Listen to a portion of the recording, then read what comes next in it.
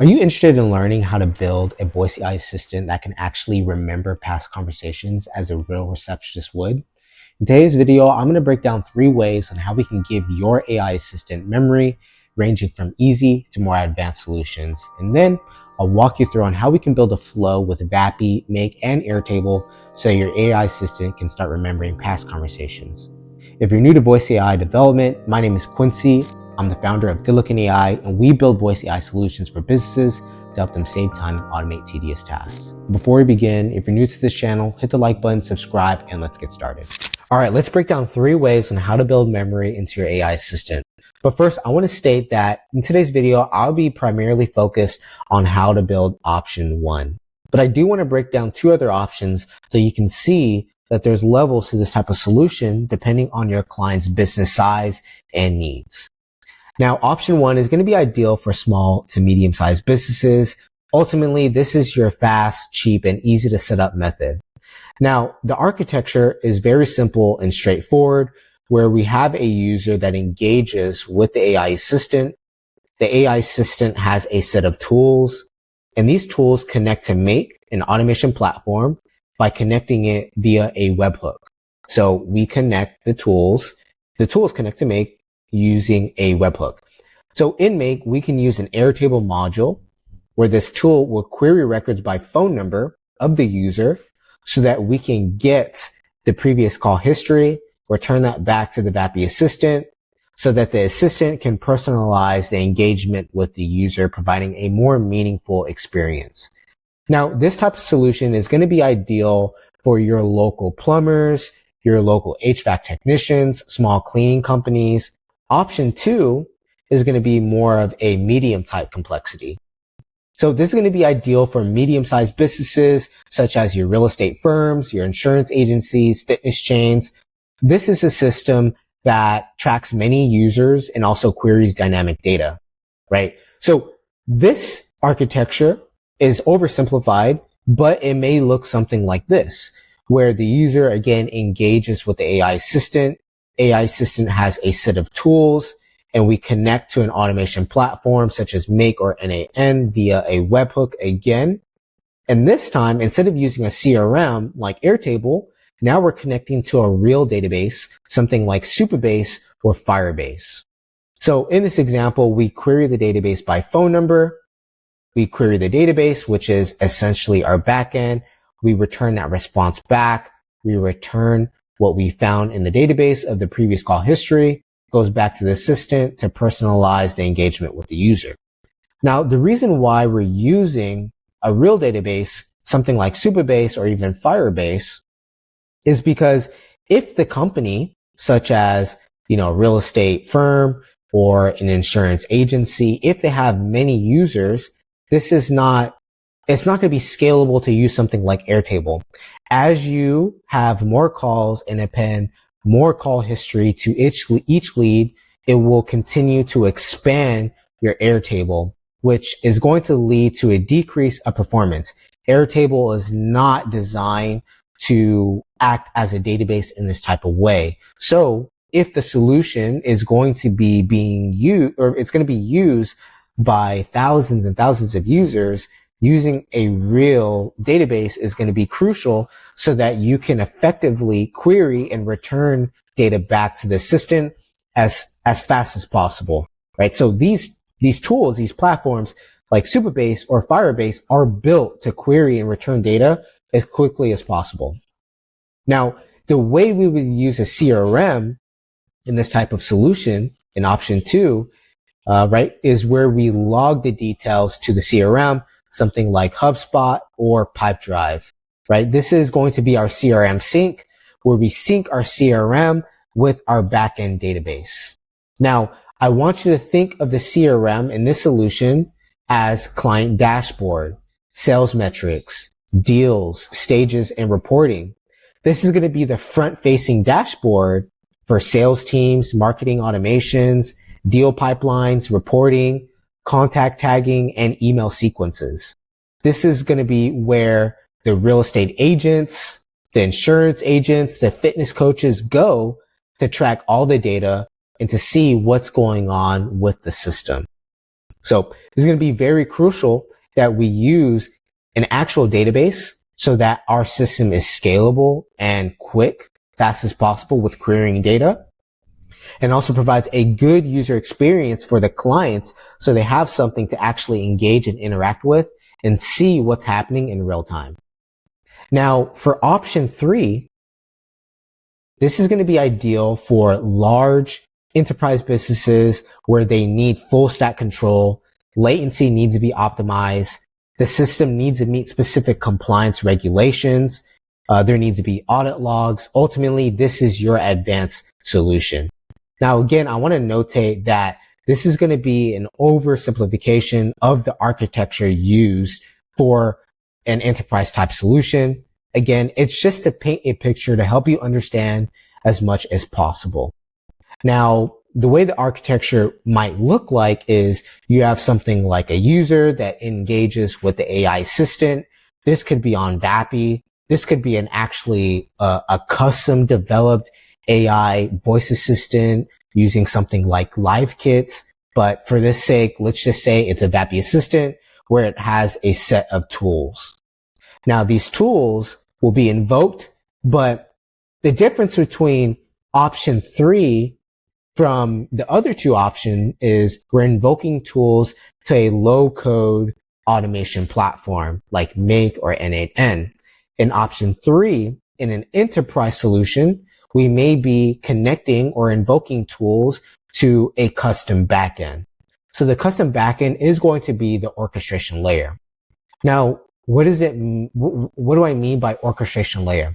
This is essentially our custom backend or custom developed manager that is going to make sure that all the workflows are running as smoothly as possible, that all events are being triggered in the order that needs to be done so a task can be completed, right? So the custom backend could look like something like building it with Node.js, which is JavaScript, or using Python, or you can use an enterprise grade orchestrator, something like Prefect or Temporal. Now, what does this really look like? If you're new to voice AI development or development in general, sometimes it's kind of hard to wrap your mind fully around what's happening underneath the hood. So what this may look like, let's say we're using an enterprise grade orchestrator, something like Temporal, where the workflow is broken down into actions. It may look like something like this. Things are broken down into steps. So we have step 1, step 2, step 3, and step 4. So again, the whole flow, we have a user engages with the AI assistant as a tool. Tool is invoked to hit our custom backend, right? Or an orchestration enterprise grade platform like Temporal. So the first step is to verify the user by phone in the database. So we validate in the database.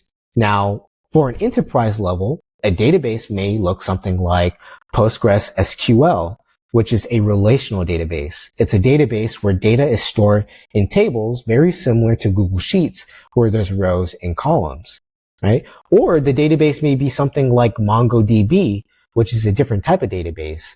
It's a collection of documents where data is stored in structured data like JSON, right? And then there's also cloud services such as Firestore from Google, right? Whatever it may be, this is our database where we validate in one of these type of database based on the client's needs for their tech stack, and we return the response back. Then we move to step 2. So once verified, query the user's previous conversations by hitting our internal API. Again, we are creating our own custom backend that's going to handle all the API requests. That's going to connect to our backend database, such as MongoDB or Firestore or whatever it may be. We're going to query the database and get the previous call history and return that response back. So we're going to respond to the tool. So we're going to respond what we got from the database of the previous call histories back to the assistant so it can engage and personalize the engagement with the user. And then step 4 could be something like log the call in the CRM. And for an enterprise level, a CRM could be something like Salesforce, right? Again, this is a oversimplification of the architecture just to help you get a better understanding. Now, another thing I want to point out is in option 2, the real estate agents and the insurance agents were using a CRM, right? A third-party platform to use as the client-facing platform to interact with the system. This is where they have the dashboard. Now for option 3, this is more of a custom development. So we have our custom backend and we have our custom front end. So the custom front end can be built with something like Next.js, a JavaScript framework where a user, let's say an employee of one of these large enterprise companies, can actually navigate to, log in, authenticate themselves, and be redirected to a custom dashboard. Maybe the dashboard's built with components from ShadCN UI, but essentially it's fully custom. So a user they don't log in to some third-party application. They log in to a complete custom application built for that specific company. This provides a streamlined and custom branded user experience that's professional for the level of enterprise. And we're also integrating with enterprise tools such as relational databases, databases like MongoDB. We're also using orchestration layers like Temporal or Prefect. And we're also using CRMs such as Salesforce. Now, again, this was just a quick breakdown of the 3 different ways that we can go about building this type of solution. Now that we have a better idea and understanding and visual of these different levels, let's dive in on how we can start building a flow for option 1. Okay, so let's quickly set up our Vapi assistant. Now, if you're new to Vapi, I have a link down below so that you can sign up. You'll be given credits so that you can build with the platform at no cost. If you have an account, perfect, log in and let's get started. So here I have a very simple AI assistant configured. So I have Chris, which will act as an inbound gym receptionist. Now I do have this prompt to make it easy for you. I have a link down below in the description so that you can access this to speed up the process for you. Okay. So a few things I want to point out in this prompt is going to be this section right here. So here it says first action. Upon receiving a call, your first action must be to invoke the get call history by phone tool immediately. So this is going to be the tool that we're actually going to connect to Make, right? Now, do not ask for the user's phone number. Use the phone number from customer.number. So we're grabbing the phone number directly from Vapi. To silently check if the user has called before, you must wait for the tool response before continuing the conversation. Once the response is received, use it to personalize the conversation, reference the user's last visit, last class attended, or note if they're a new member. Use this tool's response to gather context on the user's last call. So this is going to be very crucial, and this is how we're actually using the tool in our prompt. Now, another thing I want to point out is how we're using the tool. So here we have this section, tool usage, and the purpose is to retrieve the call summary of the user's last interaction with Pulse Fitness. And here's an example payload. This is going to be data that we're going to send to Make when we trigger out this tool, which will essentially only have the phone number. And again, we're directly getting the phone number from Vapi. And then we also have some instructions on how to use the tool. So after receiving the tool response, use the call summary value to answer questions about the user's last class. Speak to the user as if you remember the summary. Okay, so essentially these are the core parts of this prompt that we're implementing to make this whole thing work. We have the tool usage where we're providing the example payload and also how to use the data that we're getting from the tool response. And then also we're clarifying when it needs to use the tool and why it needs to use the tool. So now let's just quickly walk through on how we're actually setting up the tool. So here I have this tool, get call history by phone. So the description is this tool is used to get previous call history from Airtable by querying by the user's phone number. This tool provides context to the AI assistant on the users it is talking to. And also, we're going to toggle the async to on. We want this tool to execute asynchronously, meaning this is going to silently trigger behind the scenes all while the assistant is interacting with the user. Now, the only parameter that we need is the phone number, because this is how we're going to query Airtable by. And then here we have the server URL. This URL is how we're bridging Vapi to connect to Make, the automation platform, which when we navigate to Make and start setting up the workflow, we will get the link, create the webhook, and paste it in right here. Okay. All right. So if you're new to Make, I have a link down below in the description so you can use that to sign up and create your account. Now, when you're logged in, you're going to want to create a new scenario, which I've already done so far. And once we're in here, let's just set up a good name for our scenario. So I like to just keep everything consistent and name it by the agent and what this tool or this scenario is going to do, which is to get call history. Okay. Now, the module that we need to select is going to be a webhook. Now, this is where we're going to send the data from Vapi to Make by. So we're going to use a custom webhook. And here we're going to need to create a new webhook. So we're going to click add. You're going to give it a descriptive name and hit save. And then you'll be given a webhook URL, which I'll show you what that looks like right now. So I already have a webhook set up. So it's this Chris webhook. And here we have this webhook URL. You're going to want to copy this, go back to Vapi, and you're going to go to the tool, the get call history by phone or whatever you name the tool. And you're going to paste it under the server settings, under the server URL. This is how we're going to send the data to that webhook that we just created on Make. So now let's navigate back. Let's hit save. Now we have to add a router.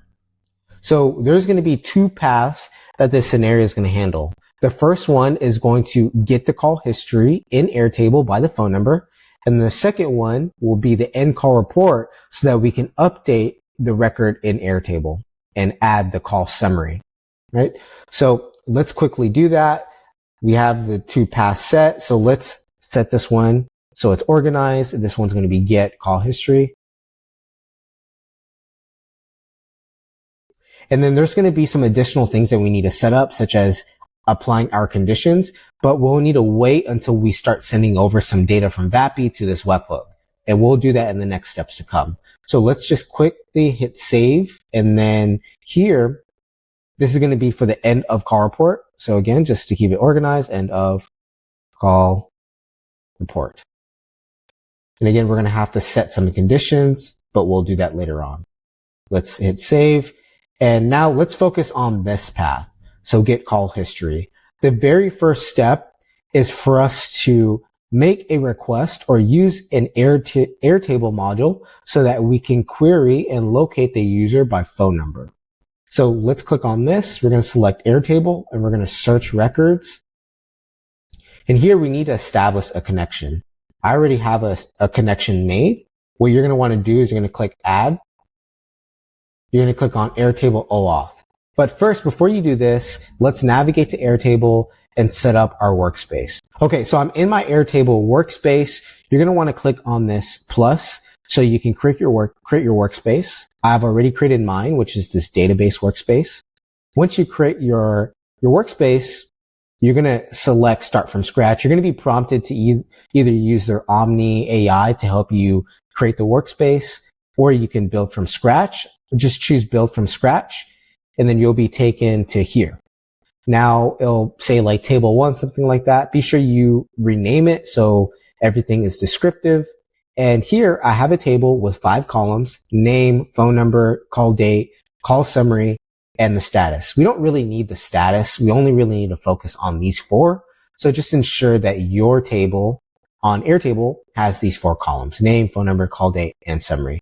Now I have my lead information right here, so that we can reference and look up the call summary. Right now it's empty. But again, when we start calling up the assistant, it'll start adding the call summary to this column. Now, here I just have some dummy data. You can use ChatGPT to help you generate a dummy CSV file that you can upload so you have something to work with in Airtable. Okay, so now that you have that set up, let's navigate back to make and establish our Airtable connection. So after you have set up your Airtable workspace, you're going to select on Airtable OAuth, right? And then you're going to give it a name. You're going to hit save, and then it's going to prompt open another screen where you're going to log in or just verify your connection to Airtable. You want to ensure that you add the resources and the base, the exact workspace that you created, right? And also the database base. So ensure that you add the workspace, right? And also the database that you just created so that you can access that in the work scenario. Okay. Now let's go back. Now, as you can see right here, I have to choose my base.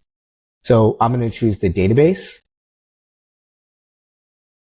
And then the table is going to be the call history database. And then the formula, this is how we're actually going to query Airtable to find the records that matches the phone number that we're getting from Vapi, right? So ideally, which is the user's phone number.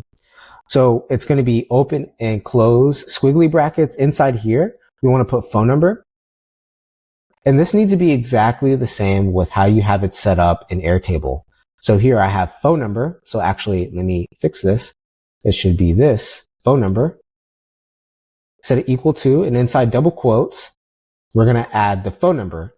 Now, right now, we're going to keep this empty. We're going to need to map in the phone number that we're getting from the payload when we start sending over data from Vapi.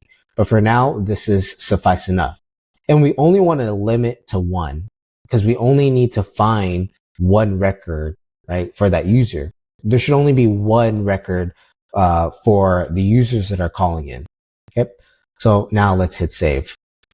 Now, another thing I want to do is just, again, keep everything organized. Let's just rename it.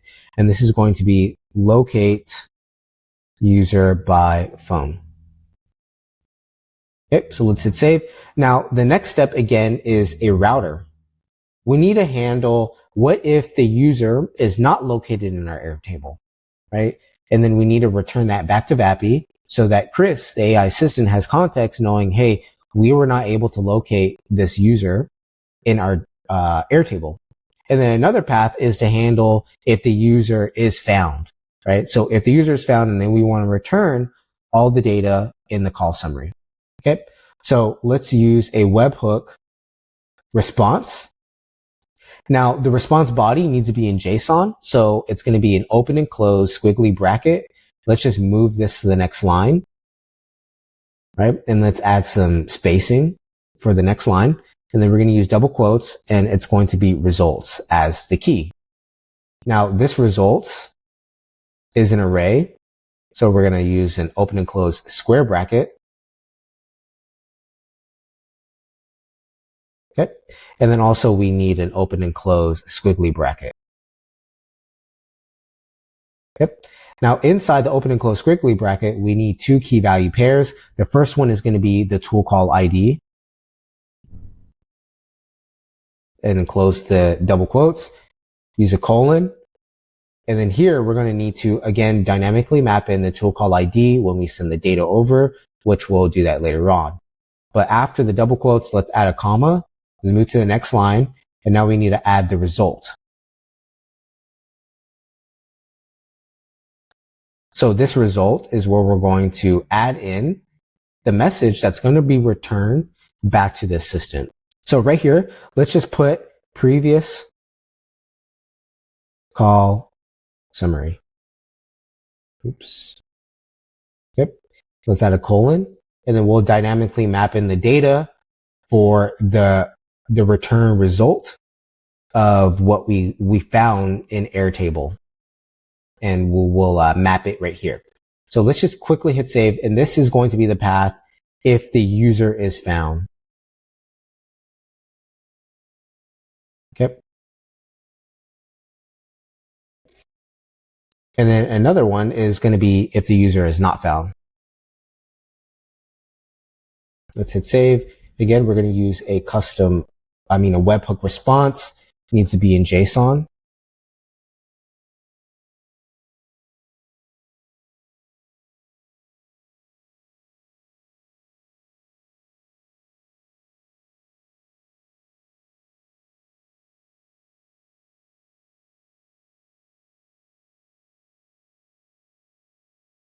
two key value pairs. So this is going to be tool call ID. And then we'll need to dynamically map in the tool call ID later on. And then the next one is going to be result.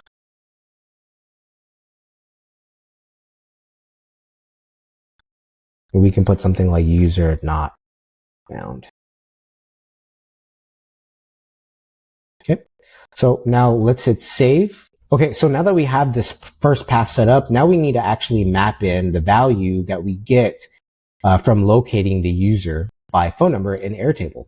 Okay, now we have to run this module only, but what I want you to do is open this up and add in your phone number right here. So also ensure that you have your phone number in Airtable and it's structured exactly by how we have it in this formula. So it should, if you're in the US, it should say +1 and then your phone number, right? So this is going to be very important so that we can use this formula so that we can find the exact phone number inside our Airtable. So let's hit save and let's run this module only. So as we can see, my bundle pops up. Now what we can do is go to this user located path. And right here, we want to dynamically map in the call summary. Okay. And let's just leave it like that. Now, another thing we want to do is the way we're going to go about these different paths, if the user is located and the user is not found, is by the number of bundles returned from this scenario run or from this module. So we can see right here, if we click on the 1, we have bundle 1, right? So this is going to be the number of bundles. So we can set up a condition where if the total number of bundles is a numeric operator, which should be right here. If it's greater than 0, then we know we have found the record for that phone number for that user. So let's hit save. Now, if the total number of bundles is equal to 0, and then we know that we are getting 0 bundles returned. Therefore, we did not find any user in our Airtable that matches that phone number. So now let's hit save. Okay, cool. Very simple. Now let's set up the end of call report path.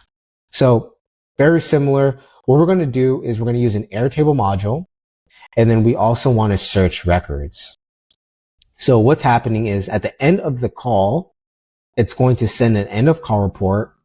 And again, we want to search for the phone or the user, the record by phone. So again, we're going to choose the database workspace. The table is going to be the call history database. And then same thing, we want to use the formula.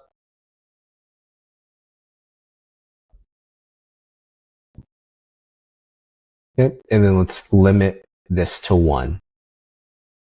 Okay, let's hit save. Let's run this module, see if it's accurately getting my row, which it is. Perfect. Now what we need to do is apply the same logic, right? So we want to use a router to determine, did we actually find that specific user? If so, and then we want to update the record and add the call history. If we did not locate the user and then we want to create a new record, so then that user is now in our Airtable database. Okay. So what we're going to do is select this router. And then let me just auto align this. And this is going to be the user located path. Very similar to how we did it above. And this is going to be user not found.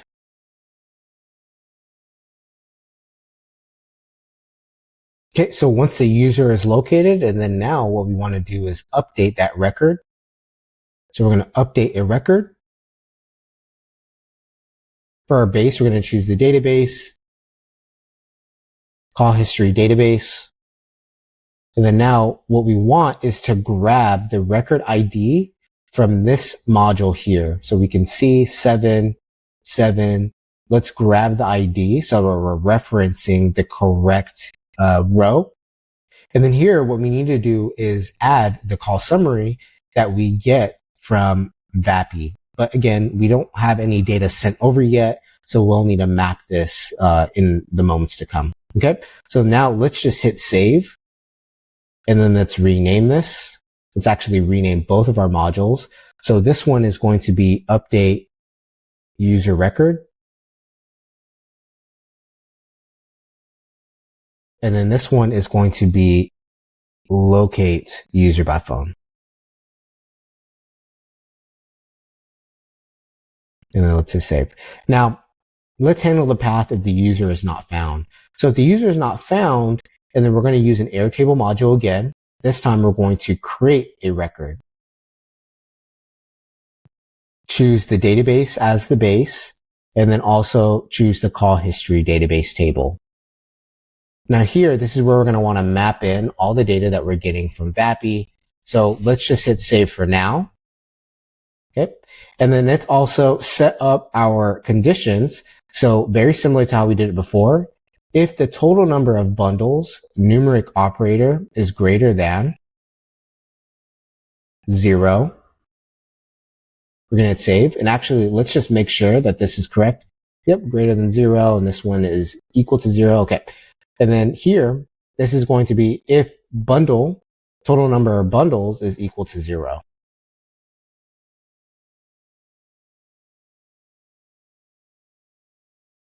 So if we're returning bundles, that means we have found the user's record, and we're going to go down this path. If we have no bundles, bundles is 0, right? So total number of bundles is equal to 0. And we're going to continue down this path where essentially we're going to create a record. So let's just quickly rename this. Create user record. And let's hit save. Okay. So now that we have the scenario set up, now it's just a matter of starting to send some data from Vapi to this webhook so that we can start mapping the rest of the points needed to set up this whole workflow. Okay, so before we start sending data over from Vapi to this webhook on Make, let's just quickly run through a quick checklist to ensure that your system works as it should. Okay, so make sure that you have this webhook URL properly assigned to the tool on Vapi. So go to the tool that we created, the Get Call History by Phone, and ensure that you have the webhook URL added. Another thing is make sure in your prompt that you have the proper tool name set. So it directly references the tool that we created. This needs to exactly match the tool that you created. Okay. And another thing is ensure that in tools, you also added it to the list of tools that the AI assistant has access to. Okay. Once you have that set, now let's navigate to Make. And the only thing we want to do is we want to right click on this module, the webhook, and run this only. And then you want to call your assistant, right? Make sure that you call it with your actual phone. So you're going to want to set it up with a phone number connected to your assistant, right? Just get a free Vapi phone number and then call up your assistant so that it just runs the tool to get the call history. Okay. And the data will only be sent to this one. Do not run the whole scenario. Only run this specific module so that we can start mapping in what we need to set up this path fully. Okay. So I'm going to do that. I'm going to run this module only, and I'm going to have some data sent over from the assistant, and then we'll continue mapping the rest of the data in. Okay. So I just hung up the phone. I briefly spoke with the assistant just for it to trigger the tool. So we can see we got some data. We got some data sent to this webhook. Now let's look into it and see what we got. So it was a tool call, right? And we can see if we go into message, tool calls, function, in the name, we can see that the tool Get Call History by Phone was invoked by the assistant. Now let's use this data point so we can set up this condition for this filter or this path correctly. So if the condition, it's going to be tool calls, function, name, okay? And then it's going to be the Get Call History by Phone. Okay. Just make sure that this 100% matches with this name here. Okay. And then hit save. So now whenever we invoke this specific tool, it's only going to continue down this path. It's going to first try to locate the user by the phone. And then it's also going to route. If the bundle is greater than 0, we're going to continue down this path. If the bundle is equal to 0, we didn't find the user, we're going to continue down this path. Now, another thing we need to do is we need to properly map in the phone number in this value here, because right now we have it hard coded. So for this one, let's just replace this. And we're going to get the phone number from customer number. Okay. Once you have that set, let's just hit save. And then the last thing we need to do is map in the tool call IDs. So here we want to get the tool call ID from here. We're going to go to tool calls, map in the ID, and we're going to do the exact same thing for this one as well. So we're going to go to tool calls and then grab the ID and let's hit save. Okay. So now we have set up this path. Now what we have to do is again, run this module only, and we're going to call up the assistant again. This time we want the end call report to be sent to the assistant. Okay. So this one's a little bit tricky. If we run this and we call up the assistant, it will trigger the get call history by phone tool. So we need to time it in a way where we're only turning this on like once the call is about to wrap up. Okay. So again, just keep that in mind. So I'm going to do this quickly and then we'll start mapping in the rest of the data points for the end of call report path. Okay. So I just got off the phone with my assistant again. And what I did was I called it and I briefly spoke with it, and then I ended the call, and then I right clicked and ran this module only. And then I was able to get the payload for the end of call report. So if we go into the message, we can see the type is end of call report. So we're going to use this to set up our filter for our second path. Okay. And then we're also going to use some of these data points down below, such as the analysis and also the structured data, which is just the name. Okay. So now what I'm going to do is set up this filter so that if the type is end of call report, we will only continue down this path. So now let's hit save. Now, another thing that we need to map in is again, the phone number, because right now we're hard coding it in, very similar to how we did it in the module here. So let's just replace this and let's grab it from customer number and let's hit save. Now let's make sure that we have these filters set up, which we do. Okay, perfect. So now if the user is located, and then all we want to do is just add the call summary to the Airtable. So we're going to grab that under analysis in the summary. But another thing that we can do is we can append and build a list of all of the previous call histories for all the calls that the user has had. The way we can go about that is if we set it up like this, where we did the call summary from Airtable, and then below that, we appended, right, the call summary from Vapi. So the way it's going to work is in the actual call summary cell, it's going to take the old call summary and append the new summary below it. And it'll keep iterating and doing this over and over again so that we'll have a running list of all the call histories, right? But keep in mind, right, this isn't scalable. It could really bloat your Airtable. So that's just something to take into consideration. For this, I'm only going to add the call summary from Vapi, from the structured or from the analysis.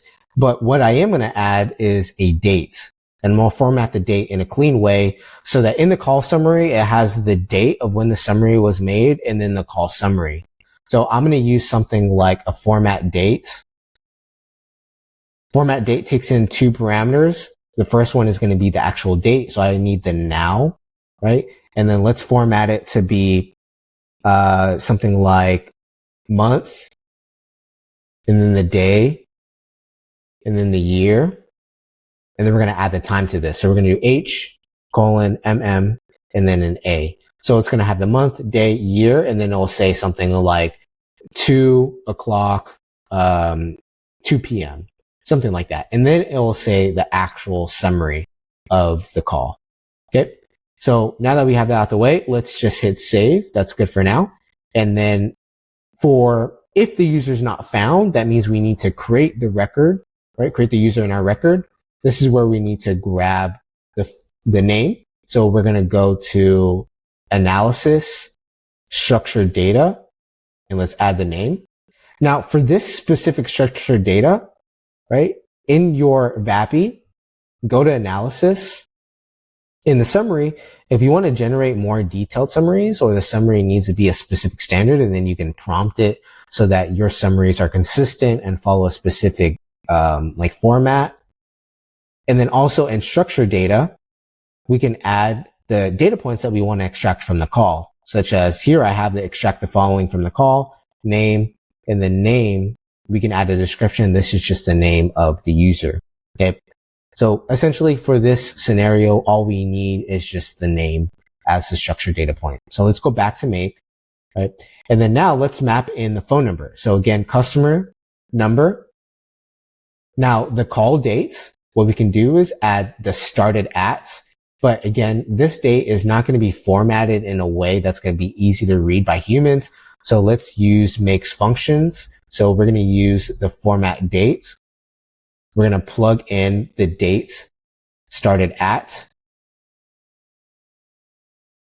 And then here, let's format it. So it's going to be month, day, year, and then the hour.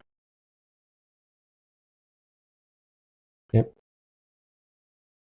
And then the call summary, let's go ahead and append the summary as well. Same thing. Let's just add the date so it's organized and easy to read when the summary was added in, right?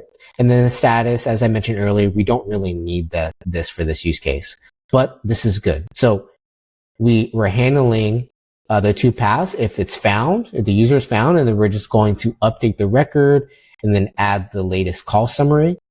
If they are not found, and then we're going to create the record in Airtable, and we're going to map in all the data points such as the structured data name, the customer phone number straight from Vapi, also the start time formatted in a way that's easy to read, and then also the call summary along with the date and also the summary. Okay. So now that we have this whole flow set up, let's make sure we hit save. Let's just double check. We have the filter set. So function name equal to, okay, good. End call report. The type is equal to end of call report. We're also setting up the conditions if the user is located and not found. Okay, so if it's greater than 0, that's perfect. If this is equal to 0, perfect. If this is greater than 0, perfect. And then last one, the numeric operator is equal to 0. Okay, so last thing to do is just quickly demo and see how the AI assistant is able to get the previous call histories in Airtable and use that to engage with the user. I'm going to throw out in two scenarios. The first call, I'm going to book an appointment for a strength training class. And the second call, I'm going to ask it if it remembers the previous call that I had with it. So we can see how we can actually look up in Airtable the previous call summaries. Okay. So another quick thing that we need to do is just ensure that you have it saved and that you have your scenario on. And then let's just quickly go back to Vapi and let's go to the tool, get call history by phone. And we need to just toggle this async to off, right? So initially we had set it to run in the background asynchronously, but it was messing up with the assistant to be able to read the actual data that we're getting from the tool response. So let's just turn this off and then let's start our testing. Okay, so I'm just going to navigate back to make and I'm going to leave it on this so we can see in real time it running through the scenarios.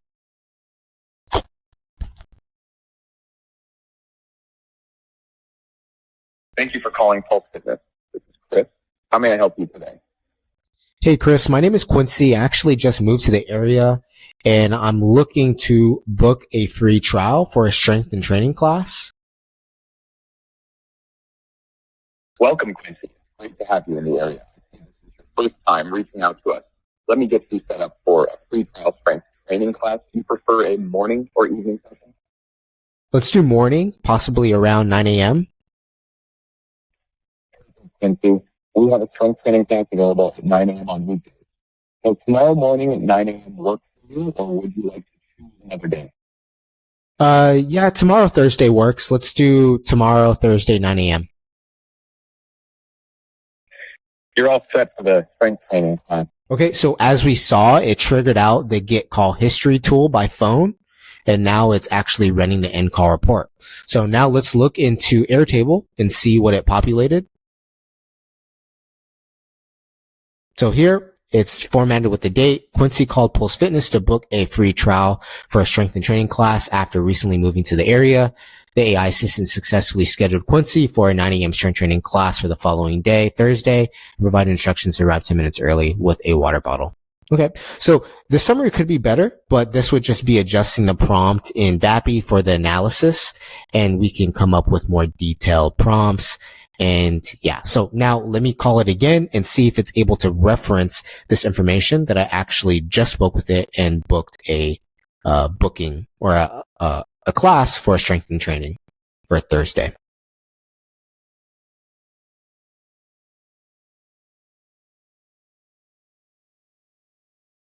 Thank you for calling Pulse Fitness. This is Chris. How may I help you today? Hey, Chris, my name is Quincy. I'm not sure if you remember, but I just spoke with you. And are you able to, do you remember me? Of course, Quincy. I remember you just booked a free trial for our 9 a.m. strength training class tomorrow. Is there anything you'd like to adjust or any other questions I can answer for you? No, that's it. I just wanted to see if you can remember our previous conversation. Thank you so much. Bye. Okay, so again, as you saw, it triggered out the get call history tool, and it was actually able to fetch and see the call summary that I already booked a free trial class. And yeah, so working as it should. And then now it should also update the Airtable.